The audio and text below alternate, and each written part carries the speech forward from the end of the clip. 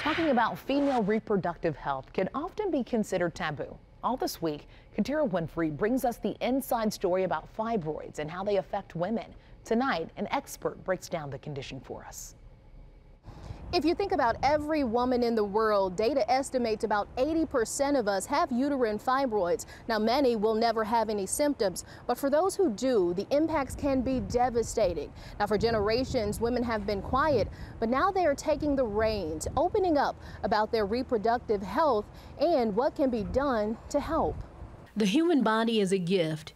It helps us move through life, but at times it may seem to betray us when it doesn't work quite like it should, or when it develops something that shouldn't be there, like fibroids. Fibroids are benign, meaning non-cancerous growths that develop in a woman's uterus. Fibroids range in sizes from a pea to a melon. Multiple can grow at the same time. The impact on the body can run the gamut. It can be diagnosed through exams, ultrasound, and getting an MRI. Even though women have battled fibroids for generations, doctors say it's still not clear why they grow or why Black women are 2 to 3 times more likely to develop them. We do see that it tends to run in families, so if a woman's mother or sister or other family members have been affected, she is more likely to be affected with fibroids as well. Dr. Leslie Foxlow works for Axia Women's Health Southside as an OBGYN and says it's vital to talk more openly about this health problem.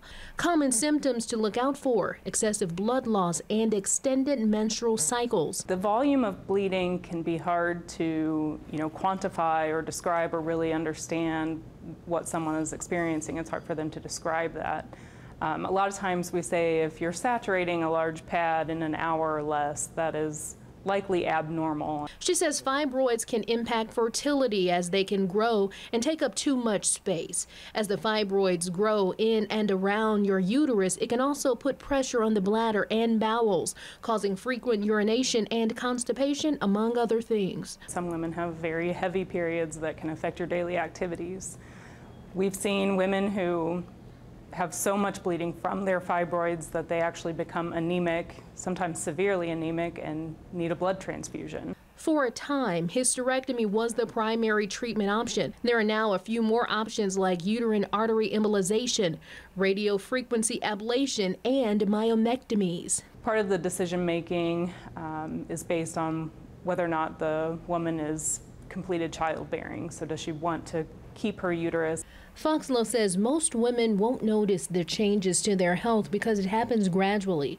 So it's important to talk openly so more women no longer suffer in silence.